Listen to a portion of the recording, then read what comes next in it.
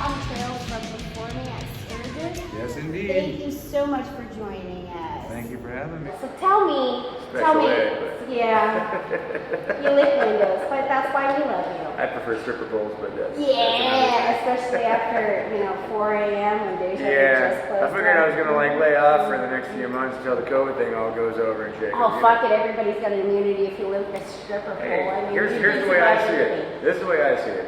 I lived through the 80s. I lived through playing smoky bar clubs when there was still smoking and shit, and there was Aquanet in the air, and I mean, you couldn't even breathe. So I figure I got this immune system that's just I mean, you can't penetrate it. You were here in the 80s at the Red Roof. I was. Yeah, here. Mm-hmm. It's the very same room, yeah. This very same room. I actually played this place a time or two, man. You're in the Essence Lounge, and so in the 80s, who did you play for? How did you get into the music business?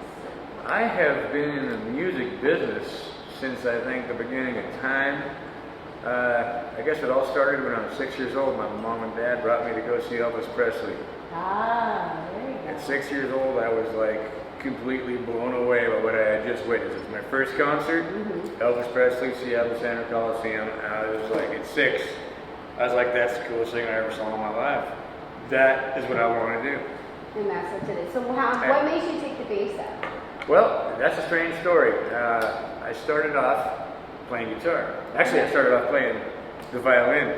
Okay. Yeah, 4th grade when you go into the music school and everything like that, So my grandfather was the first chair violinist of the Harry James Orchestra. Now that's going back a long ways, but that's the Lawrence Welk thing. Harry James was the other version of Lawrence Welk. Yeah. Anyway, so when I came into the time of, becoming into music programs, I kind of got pressured into playing the violin.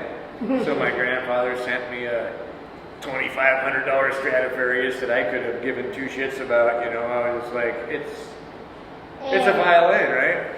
And I'm okay, well, whatever. So I played violin in the orchestra from 4th, 5th, 6th, 7th, 8th, and 9th grade. So, 6, 7 years, I was in the orchestra. And during that time, my parents put me through piano lessons. So I learned some theory about music and how chords and everything work. And around 7th grade and everything, I'd be sitting in shop class thumbing through Circus Magazine and Hit Parader, and I'm looking at Whitesnake and Kiss and Bon Jovi and Poison, and I'm not one of these guys is holding a violin. Not one of them is holding a violin. Not one of these guys. They got their hair all teased out and badass clothes, and they got chicks hanging all over it. I'm I gotta lose the violin, and I gotta get a guitar, and I gotta grow my hair out. And that's what I did. I told my mom and dad, I was I need a guitar. And so, Christmas time, they brought me a guitar and an amp. And I completely sucked at it, but I sat there and I put my Kiss records on, and I was okay. Oh, it's right here. And I learned how to play guitar to Kiss records. Right on. So I learned how to sing along with the Elvis records. And I learned how to play guitar to play along with Kiss records. And I just evolved into this guy that could pick up an instrument and play it. And so I had a little bit of background on keyboards, a little background on guitar, and I could sing a little bit too. So when I graduated high school, I was in an original band called Crystal Tear back when I was in high school, and I answered an ad 2 weeks after graduating high school. It was a touring rock act needs bassist with vocals, and I was I'm your guy. I said, I don't even know what you guys are like. I don't even know what you play, but I'm your guy. All I wanted to do was get out on the road and tour. I was I can conform to whatever the hell this band is. I just want to get out and start living my life as a musician. And you didn't play bass at the time? Well, I did at that time. Let me rewind a little bit. Okay. So as we were in high school, we had this company called Stonehenge Productions. This guy, his name is Mike Bernhardt, and he took interest in our band, and he was a management company, and he owned a house in Spanaway, and in the basement of his house, he had a rehearsal studio, and we rehearsed there, and before Alice in Chains were Alice in Chains, they were called Diamond Y, originally they were Phoenix, and then they changed to Diamond Live. They rehearsed there, and another band called Kill the Core. Now these are all the local bands that were like up and comings in the area here, and we had this show that we were going to do at the Mount Tahoma, the big castle here on the waterfront here, Mount Tahoma Auditorium. And 2 days before that show, we were supposed to play with, there was a band from Alaska called Yellow Snow. It was my band, Kill the Core, and Diamond Lie at the time, which is now Alice in Chains. And at that time in my life, this was like the biggest show that had ever come into my lap, and I was like, oh my God. So like 2 days before this show happened, we show up at our rehearsal pad, and our bass player walks in, and our guitar player goes, smacks our bass player right in the nose, blackens both of his eyes, broke his nose. And I'm like, what the fuck, dude?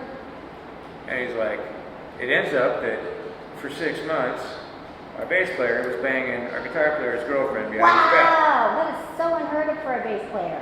Exactly, right? Wow. How unlike us. How unlike a bass player. So, anyway, we're like, fuck. I don't blame you for whacking the guy, but dude, we got the show to do. And I'm like, and so the rest of the band are like, we're not playing with that guy. And I was like, I don't blame you. Okay, so we gotta fire the guy. We need a bass player. And so Mike Bernhardt, the Stone Age production guy, is like, Steve, you're gonna play bass. And I was like, I've never played bass. I don't own a bass. I don't have a bass amp. I don't know what the hell to do on the bass. And he's like, just do the same thing you do on the guitar, on 4 strings instead of 6. Okay. That's pretty much what I said. And within like 2 hours, they had a big old Sun bass rig and a Gibson bass guitar sitting there for me to play. And so I had 2 days to play with my band playing bass guitar before we went out and we did the show. And I was like, dude, this is lame. And but I ran out on that stage at Mount Tahoma, and first thing we did is we start the show off with the drums start off, and then I as a bass player running out there, joined in, and the guitar player would come out. Well, the second I ran out there and just started playing the bass, it was like the whole building shook, and I was like, wow, massive amount my of guitar power. did not do this, and I fell in love with just the power of the bass that show. Yeah, And I played the bass from that night to today. Yeah. I played the bass. And That's amazing. yeah, Thank so you. that's why I played the bass, and thanks to my other old bass player for banging my guitar player's girlfriend, because it all worked out. That works out, 'cause now look at you. So you said that you had saw an ad for a touring band. I did. And what touring band was that? It wasn't a known band. It was just a cover band that toured up and down the West Coast and through the Midwest, and that's how you ended up playing bass and just. well, I was playing bass by that time, and I saw this ad, and I was like, "Ooh, this is all I want to do." So, I mean, this is back in the day where they were like, "Yeah, we can pay you like $350, $400 a week, and we're gonna go out, and there's gonna be parties and beer and chicks," and I was like, "Sold!" Yeah. So that's what I did for like the first, I don't know, maybe the first year I played with this band, and I got involved in it, and I'm like, man, we're spending money that could be our money on shit. Because these guys like rented a sound system, they rented a light system, they rented the truck and the trailers that moved it all. I'm like, you guys are throwing 50% of our money down there. Somebody else is making half of our money. And so I went to my parents and I was like, look, I've been doing this for a year. Here's the money we're getting paid. This is how much money's going out for all this crap. And I was like, I need to co-sign a loan so I can buy all that shit. So I made a deal with the band. I was like, so we've been paying this amount per week for all this stuff. The truck, the trailer, the sound system, the light rig. I was like, if I buy all of this stuff and I charge the band half of what we're paying now, is everybody down? And they were like, sure, yeah. So we all made more money, and I bought a U-Haul truck, I bought a light show, I bought a sound system, and that kind of got things moving where I just got into the business of anytime somebody was selling something, I was like, I'll take it. And then next thing you know, I had storage lockers full of sound and lighting gear, and so I was like, shit, I should probably open up a sound and light company. So I made this company called Soundstage Productions. Oh my God. which was here in the area, and you know, I wouldn't do the big stuff, but I would do like all the, you know, the bands like Quiet Riots and Rick Derringer, Starship, Mickey Thomas, all these bands, Great White, you know, bands of that size would come through and they'd be playing clubs and small theater kind of things, and I would have the contract to supply the sound systems.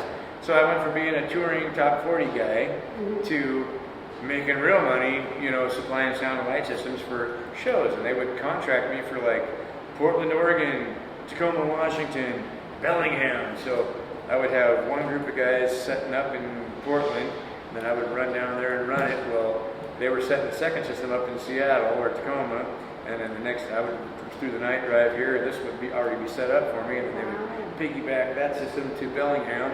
While I was running this one, they'd be setting this one up, and we just do 3-night stretches of these bands that came through. And so I ended up getting all kind of equipment and everything. And then after that, I got tired of the scene, because this is when like all the grunge scene came in, you know, and I was like, man, this is just not what I want to do as far as being a musician. You know, I mean, I came from the days where it's like, you looked like you belonged in a band. You know, you didn't look like you just got off work at the corner garage and you jump up on stage in your tennis shoes and your stained up chicken stained shirts with grease and marks and shit on it, which is kind of what the scene changed into. I mean, I came from the background of, you look good, the hair's cool, you wear some tight pants, there's chicks, there's parties, it's fun, you know, and it went from that to everything's depressing. I hate my parents, and I mean, You missed the fun of it. I missed the fun of it. And at that time, you know, so in my roots, I grew up with Elvis and country music. So at that time that rock and roll was taking this sharp left, country music was kind of like taking and filling that void. So I was like, I'm going to form a kicking country band. No shit. So I did. I fronted a country western band called the Wesley James Band. Really? And I played guitar, and well, I started off playing guitar in it, and then ended up switching to bass. So me and a buddy of mine, Mark Marzano, we did this dual front Brooks and Dunn type kind of thing, Nice. but it was a little more heavy, more rocking, and that's kind of what I was doing for a while. We were doing things like fairs and, you know, things like that. And things were going pretty cool. I mean, we were working on recording our first album. We made a few videos. It turned out really cool. And the band actually had some promising things going on. And as I was sitting in the studio with that band, I get a phone call. So let me rewind real quick here. So before that, I also formed this band called Glam Slam, which essentially was Steel Panther, a decade before Steel Panther came out. Oh, of course. You are a innovator. So I came up with this idea of this 80s rock thing, you know, revival of the 80s, make fun of it, yet make it serious and badass all at the same time. And it was just too soon. The time wasn't right yet, because, you know, Steel Panther came in a decade later, and all of a sudden what I did 10 years before was cool again. So I did that for a couple of years, and actually Ronnie Monroe, who was a singer for Meadow Church, was a singer for that band. Really? Yes, and so I quit that band because the country band started getting busy and taking off and doing things, and I was like, well, the original world is a much more cooler place. It's where I want to be than, you know, playing Poison and Autograph and Whitesnake and Kiss. And I love all that shit, and I have a blast playing it, but I wanted to do something more. And so I started doing the country thing, and Ronnie calls me one night, and he's like, dude, our bass player can't do this gig, and we have a gig. And so I showed up, and I was like, yeah, I can play the show. And first thing that happened is they handed me this wig that was like down to here on me, right? And I was looking at him, I'm like, really? I'm like, I have hair. You know, I had more then than I do now, but yeah, I had hair. And he's like, no, it's all part of the gig. So I put this thing on my head, and I got my hairs all sticking out underneath it and everything. And it was ridiculous. And of course, my girlfriend, she's like, hey, you need to like put your hair in a ponytail and put some pantyhose on top of your head, and then put the wig on your head. And I'm like, oh my god. So I listened. I did it. Yeah. Put the wig on my head. I run out there on stage and we're rocking out and we're having a good time. Well, this is like, 2 feet longer than I'm used to having hair, and I'm like rocking out like this, and the wig goes up and it wraps around the tuning pegs in my face, and now I'm standing on stage. Yeah, you have pantyhose on your I'm standing head. on stage with a wig hanging from my face and pantyhose on my head, and I'm like, oh my god, right? So that show happened to be the show that the guys in Metal Church came out because they heard about this Ronnie Monroe guy that could be their singer. Okay, so this was prior to him being. Yes. Okay, gotcha. So this is how it all came together. So they came to see Ronnie because somebody told them that this guy can really front the shit out of Metal Church, and so they came to see it. But that was the night that I was filling on a bass, and then the wig incident happened. And I mean, to me, it was a complete train wreck. But the crowd thought it was hilarious, and so I just kind of went with it. Everything, I was like, put it back on my head backwards and shit. I played it off. But so anyway, like the next day, now I'm back in the studio with my country band, and I get a phone call from Ronnie. He's like, dude, Metal Church was in the crowd last night, and they just made me an offer to sing, and I'm like, dude, badass. And they're like, they're also interested in you playing bass. So I'm in the studio with my country band. They're like, what's up, dude? And I'm like, I'm going to have to call you back in a few, right? And so I called back, and they were like, dude, we want you to come audition, and here's 3 songs. And I had known of the guys in Metal Church. I partied with them back in the Aberdeen days and such, because my band that I answered that ad in the newspaper, we used to play in Aberdeen all the time. Yeah. And the after-hours parties would be held at this house, and the guys in Metal Church would be there. So it's just crazy that it all came full circle, and they happened to come on a night that I was filling in, and there was the wig incident, and the next thing you know, they're asking me to be in the band, and we did an audition. And so the audition was crazy because they sent us 3 songs. Well, we got in there, and I got about halfway through the first song, and Kurt Vanderhoof, he's father of Metal Church, he just like, all right, that's it. Takes his guitar off, and he puts his guitar down and walks out of the room with, because at the time, the 2 original members was Kirk Harrington on the drums and Kurt Vanderhoof on the guitar. And they both just walked out of the studio, and I looked at Ronnie, and I was like, I guess that didn't go so well, but, they come back in, and they're like, the gig's yours if you want it, off of a half a song. And I was like, hey, there you go. So there I was. I said yes, I was like, man, Metal Church is already doing what I'm trying to get my country band to do. This is a. You basically plug and play. Exactly. I mean, they already had all the big festival tours set up, and I mean, it was just like, dude, I could jump on board this and do it, and every time you walk through another door, like 3 more doors open. I've learned that. So anytime anybody's asked me to do anything, I'm always like, I could do that. Yeah, that's how we, Yeah, I can make that happen. Yeah. I could do that, and if not, I could find somebody for you that will. Because every time you say yes to something, it opens up 3 more opportunities right after that. It does. It does. It does. It really does. Yeah, so anyway, that gets you up to speed with Metal Church. So. Yeah, so it doesn't do. So, but, you had pointed out to me that you are quite the entrepreneur when it comes to your band. So do you have anything else in the works that you're doing? Any other projects that you're working on? When Metal Church isn't touring, I put together, as I said before, I'm an Elvis fan. And so I put together this show it's aimed at like casinos and theaters and things like that, called Live 85. Wow, okay. And obviously my God was wearing my black leg. Yeah, thank you. I love it, yes. So I got all the custom-made sequin jumpsuits and everything with the capes and the whole 9 yards, and it's called Alive 85. It's the Elvis show that never was. Okay. As if, well, Elvis died in 77, but this is the show that would have been if he would have lived into the 80s. And, what did Elvis do? His entire career, he took other people's music, did it in his own way, and made it cooler, and then it became a hit. Yes. So if he had lived into the 80s, he'd have done the same thing and it continued on. So part of Live 85 is that I picked a handful of these like big 80s songs and we redid them and we changed the keys so I could sing them Elvis style and everything.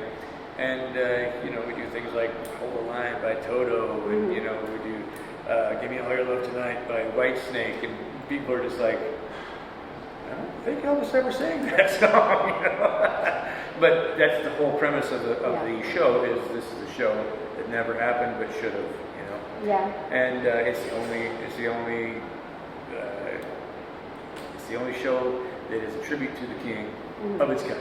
Yes, it is. Yeah. I've actually had the pleasure of seeing the show at least 5 times. Yeah. I've seen it. So I seem to spend every New Year's with you, lucky or not. So the first time I saw Alive 85 was at the Royal Bear. Yeah, that was the very first show. That was the very first show. So I spent that, and that was with Lute and crew. So I got to see it. But the following year, I actually got to perform with you at Lujack. Yes. And so you played your Alive 85 also. And I have to say, as a business person, I watched you talk with the band members and hey, and I love that. I watched you talk with the band members. I know. And I watched you talk with the other band members, and just the way that you deal with them as a business person and treating them. I just have to say, I think that's amazing as a musician myself. I mean, I would love to work with you. You were just a wonderful person. Oh, sure. And well, we hear a lot of things. Oh, don't work with that guy. Never with you. I've never heard anything as working with you. Well, and you book your own shows. So with Alive 85, do you also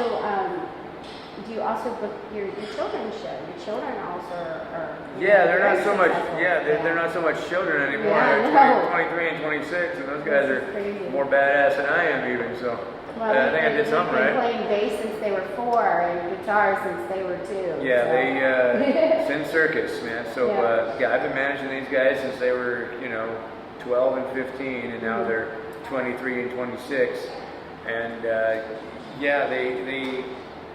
they grew up in the scene. I used to take them on tour with me, so they'd be on the tour bus with us and cruising around doing shows and stuff like that. And, the first tour I took them on, it was called the American Metal Blast Tour, and it was Metal Church, LA Guns, Rat, and Wasp. Wow. And so all the buses would pull in, and I'd be in there doing sound check, and the kids would be on the bus, and I'd come out, and my kids aren't on the bus. I'm like, where the hell are my kids at? And they'd be like, I think they're over on LA Guns bus. So I'm like, oh no. So I'm knocking on the door and everything. Yeah. I open up the door, and my kids they got those guys on the ground rolling, laughing in hysterics, because they're just, they had no fear, because they just grew up in the scene.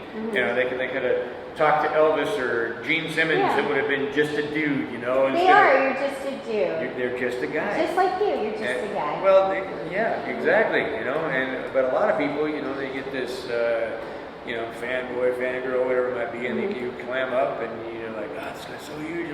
I've looked up at him for so long, and now here I am talking to him. Oh my God, and then you freeze up, and you don't even know what to say, and you're like a fucking moron, right? Yeah, your boys don't do that. They don't do that. They never have. So they just had this way of hanging out with people and getting to know them and making them laugh. And man, they grew up in the scene, and it's so natural for them to do what it is that they do. Yeah, they do have they're very fluid, just like you are. They just do it. you go out and you see a lot of bands, and maybe the band is good, but it just doesn't look quite natural. It looks like they're trying to do it, Yeah. versus a band that they're really good, and it just looks like it's them being them. Yeah. And I don't have all the answers, but I think that's one of the answers to being a successful band is just be real, be believable. Because if you are portraying what you believe in and what you in your heart feel, and you're not going through the motions and using somebody else's everything, you're just doing you. Playing off with the crowd. Yeah, Exactly. I've noticed that you did that. You do that in your Live 85 show. You play off the crowd. You come into the crowd. Do you Yeah. like pick, so you like pick a specific person to walk up, or is it like natural? No, you it's like just, lock eyes with that, and then you go up and sing to that person. everything is spontaneous, and that's the best way to make things happen. I mean, I've never been a planner ever, and I don't even know what I'm doing tomorrow, except I'm going to be out on my boat enjoying the sun. I'm hoping that you're going to catch some crabs, and the kind of dates. All I know is when I get out of here, I'm heading to my boat, and I'm going to be out on the water for the next 3 days with my girl and my dog. I've never been one for planning things out, and you know, I get that bands should have some kind of a platform in which, you know, this is kind of the way the show starts. This is the time that you go out and talk to the crowd. This is the part that the drum solo happens. Yes, there's got to be some kind of structure to the show itself. But if you did the same show every single night, note for note, word for word, it then becomes stale. Yeah. And you lose the energy and the spontaneity of, you know, what are you going to do? And you look at a guy like Axl Rose, you know, you never know what that guy's going to do, man. Is he going to jump in the crowd, beat somebody's ass, or is he going to put on a great show and, you know? Or is he going to suck that night? Or is he even going to show up? Yeah. I mean, you know, so the spontaneity of it all, just not knowing what somebody's going to do, you know, for instance, Kiss has been my favorite band since I was 5 years old. Yeah. I've seen Kiss probably 50 plus times. Nice. I could pretty much go to a Kiss concert and tell you, here comes God of Thunder. Gene's going to be like, oh yeah, oh yeah, all right. You know, because that's what he does every single concert. And it works for Kiss because they've been doing it since the beginning of time. But that's Kiss.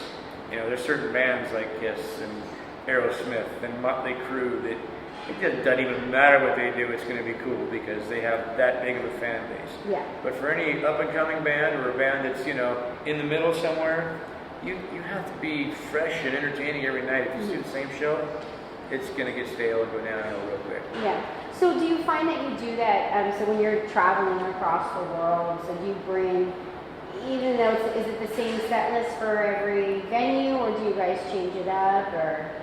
Okay, well, that usually, we'll start with Metal Church. When we're on tour with Metal Church, we pretty much have a set list written out. Now, it could vary from night to night depending on the venue. Like, for instance, when we played Detroit, the guys humor me and they're like, all right, Unger, I suppose you're going to want to do the fucking intro to Detroit Rock City and stuff. That's nice. You know, so we do the that's my favorite Kiss song. Mine too. I think it's everybody's favorite Kiss song. Is it? Okay. I think so. Okay. Yeah. So, you know, when we get to Detroit, maybe we'll throw, you know, the first intro part of Detroit Rock City, and the crowd goes wild, and then we go, you know, into Fake Healer or something, and then we start off with our normal set. And for the most part, it is the same set, and we may one night or another exchange one song for the other. And then sometimes, you know, sometimes you got a 30-minute opening slot, sometimes you have an hour slot, sometimes you're the headlining band and you have a 90-minute show. So you have different sets for, you know, whatever you're involved in. Yeah. So you play all over the world. Where is your favorite? What's the difference between, and also what's the difference between, let's say, playing in Finland and playing in America? Well, anywhere in Europe, you know, I mean, I'm from America and I love it here. I mean, I wouldn't trade it for the world.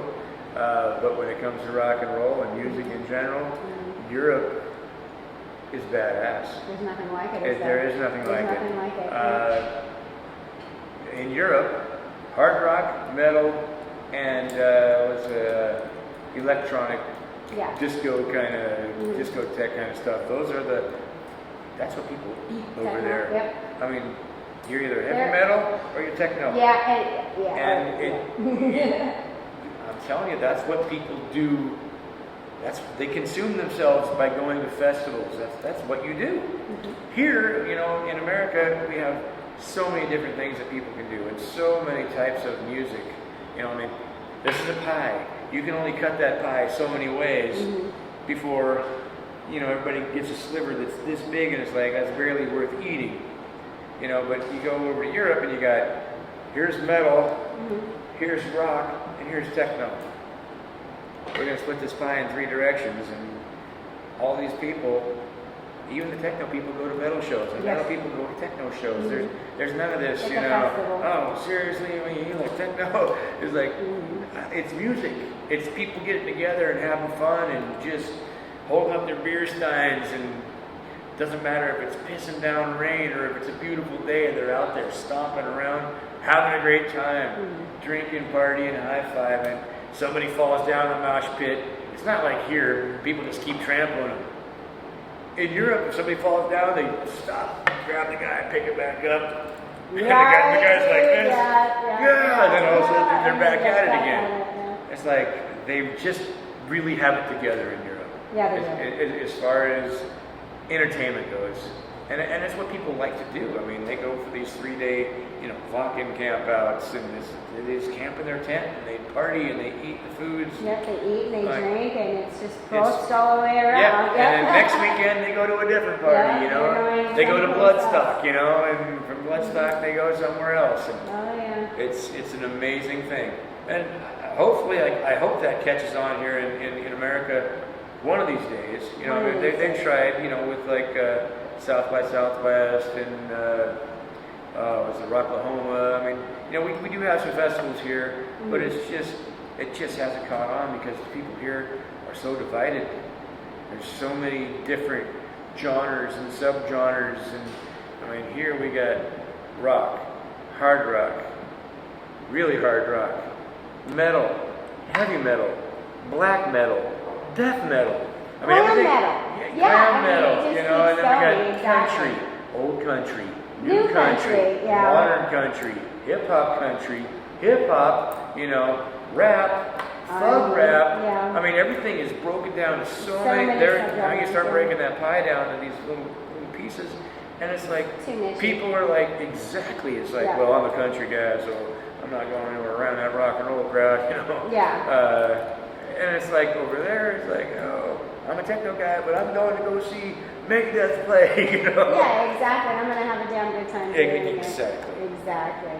Yeah. Cool. And I really hope it catches on here in America sooner or later. I do. With that being said, with you know, Corona and everything going on, how do you see bringing events coming forward? I know that you actually just played Sturgis. I did just play Sturgis, yes. Which, you know, there was what, 80,000 people there? I don't know the number, but there was a lot more than that. There was a lot of people I there. think the number was 250,000.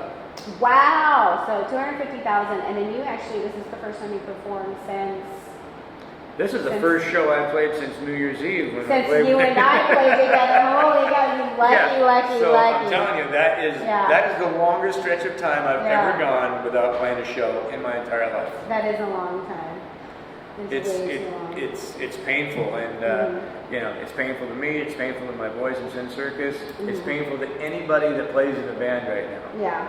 It's painful to anybody that owns a bar or a venue, or I mean, this has crippled everybody. It has. So I mean, in speaking of that, how do you feel about the venues that are closing down and coming forward? Do you think that some of them can come back, or?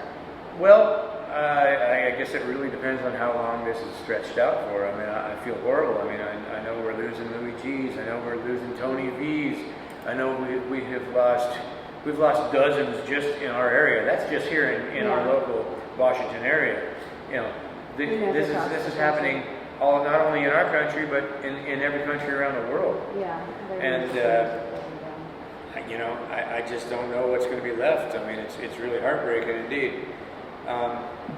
Hopefully, when this is all behind us and we can get back to some kind of normalcy, the people that come out and see shows, hopefully, in my heart, I'm hoping that people don't take live music for granted like they did at one time. Yeah.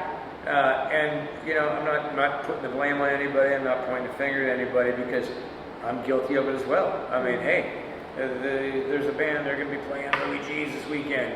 It's like, yeah, well, they're also going to be playing another place next weekend. So if we don't make it this weekend, we can make it next weekend. Yeah, but now And you know, I think that everybody in general just kind of took entertainment and live music, not just music, and we're talking comedians, anything that is live entertainment where there's a crowd of people that are watching whatever somebody's doing is, you know, been long forgotten.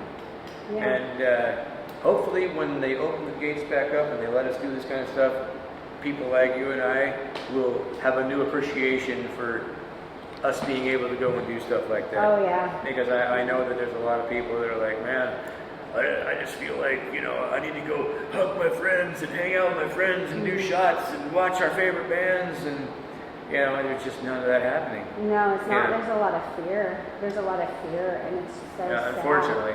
There is. I'm not afraid, but I can't fault anybody that is. Because, Yeah. I mean, I can speak for myself. I've always been a healthy person. Mhm. I never get sick.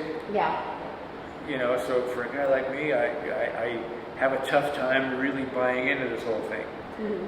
But I'm not a doctor. I'm not in the medical field. I'm not a professional, so I can't, you know, certify and say this is bullshit. So I'm I certify this message. This is bullshit. Yeah. Open up live entertainment again. Yeah, exactly. I mean, you know. Well, I mean, you could run for governor. Yeah. Jesus, somebody. Your background, you could probably do it. We definitely would have music and marijuana. Yeah. Legalized prostitution, all kind of cool Oh, shit. okay. We'll just become the new Amsterdam. Hey, they're doing something right. You know what's crazy We'll about make Amsterdam? all of the red light Well, you've been to district. Europe many times, right? Yes, So I you've lived been to there. Amsterdam, right? I've lived there, yeah. So, you know, here's like the beauty of Amsterdam. They legalize everything. I And know, they're like, it's listen, like, whatever. people are going to do whatever they're going to do. They have less of a drug problem than we have here, where everything is illegal. Well, because it's stigmatized. Yeah. Everything is stigmatized here in America, and it just makes it, you know, ooh, let's do the bad taboo. Or over in Europe, it's not taboo, so it's like, oh, that's so fun. Because taboo is fun. Exactly. It's no different than when Yes. Tipper Gore put the warning labels on albums, and all the kids were like, Yeah, yes, I gotta check know that album one. out, yeah. I have to fight for my rights of party. exactly. Exactly. Yeah. They're like, what do they not want us to hear? Oh, please, I'm You know? running right towards it. Yeah, exactly. You know, that one backfired on them for sure. Exactly. Yeah, but like Amsterdam's only problem is foreigners that come in and party their asses off for 3 or 4 days while they're there. Yeah. And, you know, those are the people that are overdosing, the people that came in and we can do whatever we want, you know, and then they went one step too far. And Just like with the soldiers going over to Europe, they put them in the bar for the first time. They don't know what the hell they're doing. They don't know how to drink properly. They yeah, don't. warm beer, what the hell is this? And it's got double the alcohol. Bye, son. Yeah, I can drink a 6-pack. Yeah, well, that's actually like a 15-pack if you know. And it only costs you €2. Yeah, exactly. Yes. All right. So, is there anything else that you want to talk about? So we've covered Metal Church and a little bit of Alive 85 and a little bit of the boys. Because I know you're getting ready you want to go out to the boat. Is there anything else that we can cover for you? Anything that you don't want to like forget? If you're on the boat going, damn it, I wish I would have fucking talked about that. Hey, Laurel. Hey, Laurel, just come out to the boat. It's a short swim, okay? It's waterproof. It's okay. I think we pretty much covered it. I mean, you know, the thing I'm most proud of is the up-and-coming band Sin Circus. Yeah. I mean, obviously I'm proud of everything I've done in Metal Church, and we just recently put out a thing called Metal Church from the Vault. Okay. That came out, I want to say September or October of last year, so it's been out for, I don't know, 5-6 months maybe? Yes, I have actually heard it. So what that is every time we record an album, since I first got in the band was in 2003, we recorded Weight of the World. And then there was This Present Wasteland, and oh my God, I can't remember all the names of our albums, but I'm now on about, oh my God, I must be on 7 or 8 albums now with Metal Church. So every time we record an album, you know, the album may have 12 to 14 songs on it, but we recorded 18 to 20 songs. And we picked the best 12 to 14 songs and put them on the album. Well, after you've done, you know, 7 albums, you have an extra 6 songs per album. We had all these extra songs that were still good stuff, but we just didn't think that they fit really well with the other songs that went on that album. Yeah. And so what we did is we compiled all this stuff, and Mike Howe came back in. Like a lot of the stuff was recorded when Ronnie was singing. Yeah. So we scratched Ronnie's vocal, we put Mike Howe's Might vocal have on back it. how on it. And we remixed it, and Mm-hmm. maybe put a couple extra things to it, updated it a little bit, and put it together in this package thing. And then we also recorded a handful of cover songs like Black Betty and oh my Nice. God, I can't remember all the songs we did. We actually recorded Twilight Zone from Golden Earring, but that one didn't make it. So hopefully sometime down the road that We will might be released as a single or something like that. Yeah, but anyway, that's from the vault, Metal Church's last thing. And well, I was, when the hell was I? I think I was over on the East Coast in North Carolina, and I got a call from Stet, my drummer. He's like, "Hey man, do you realize that we're number 3 on the European charts right now?" And I was like, "Get the fuck out of here, man!" And so there we are. Good old Europe comes through for us again. Number 3 on the charts, and you guys were recently inducted into the Metal Hall of Fame. Yeah, we were. I mean, how do you feel? I mean, this guy that you 18 years old, you had no idea. I mean, you're going to be in the Metal Hall of Fame. I mean, at one time you were playing country, and now look at you. It's I mean, like I tell people all the time, like when I'm doing my Live 85 show, I like going into this little spiel about, I guess you all figure out I'm not really Elvis Presley, right? Yeah. We'll give it away. Yeah. I don't know the fact that you don't have a pot belly. Yeah. And I introduce myself, and I'm like, actually, I'm the guy from Metal Church, the good-looking dude, And the crowd laughs and everything, and I explain, I'm really humbled, and I just can't believe all the things that we've achieved with Metal Church, and I'm actually honored to be a part of something that has done so much, and because I am a part of something that has done as much as Metal Church has, it has opened up so many other doors. It's unbelievable. And like I said earlier, you say yes to something, you walk through the door, and now you got 3 offers to go out and do other things. Yeah. Which I did a stint over in Europe with a band called The Last Temptation. So they were like, we can get Stet and Steve from Metal Church, and so we went over there and we recorded an album for a band called Killing Machine, which just like that, I walked in and they said, "Hey, we want you to record this Killing Machine album," and we were like, "All right." So they flew us over, paid us, and we got done with the recording like a week ahead of schedule. And so the guys in Killing Machine said that, "Oh, well, a couple of us have this other project called Last Temptation, and well, you are here. What do you think about doing some of the recording, drums and bass on some of the Last Temptation stuff?" And we're like, "Okay, let's do it." So we ended up recording a few songs on that, and that Last Temptation was basically recorded by, oh my God, I can't even tell you everybody was in it. I know Carmine Appice he played some drums on it. Bob Daisley from Ozzy, he played on it. God, there's a list this long of like people that everybody knows. Yeah.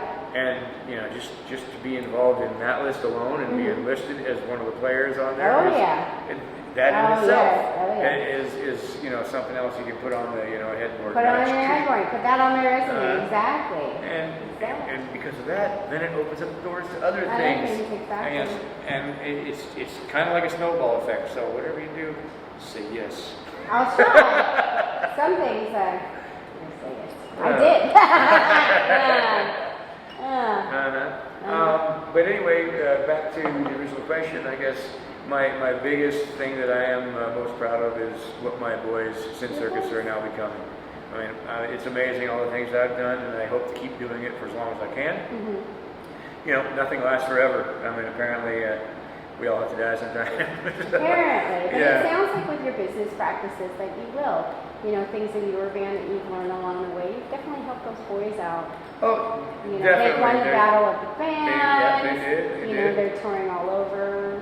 They're keeping busy, and they're doing some amazing things. They are amazing. And just personally, one of them is becoming a pilot. Yeah, Devin is. He's like 2-3 weeks out from having a pilot's license, which is phenomenal. Blows my mind. Yeah, he's just a great kid and and the tattoo. I mean, they're growing up. Yeah, I remember seeing them at the mall, and I was like, those are the Unger boys, and they're like parked outside of Dick's, and they like pop out of their piece of crap car, like Johnny out of like, hi, how you doing? And then they just pop right back in, and off they went, just happy as can be. Yep. Yeah, that's a great boys, humble but talented, and they definitely are scary get good. it from you. Well, thank you. Yes, they do. Thank you so much. All right, sweetie. Well, Okay. I guess that wraps us up there. I think so. It's time for you to go get some crabs. Yeah. All right, crab. I don't want the crabs. I want crabs. No crabs. You gotta get more than one. Yeah, I hear they got something that takes care of that now. So. No, it's called chicken gizzards. Get some chicken gizzards. You get more than one. All right. Well, thank you so Thank much. you. This has been great, guys. Thank you so much for tuning in here in the lovely Essence Lounge in Tacoma, here with Steve Unger from Metal Church in the Live 85. I'm Laurel Still. Thank you so much for watching Meet the Music.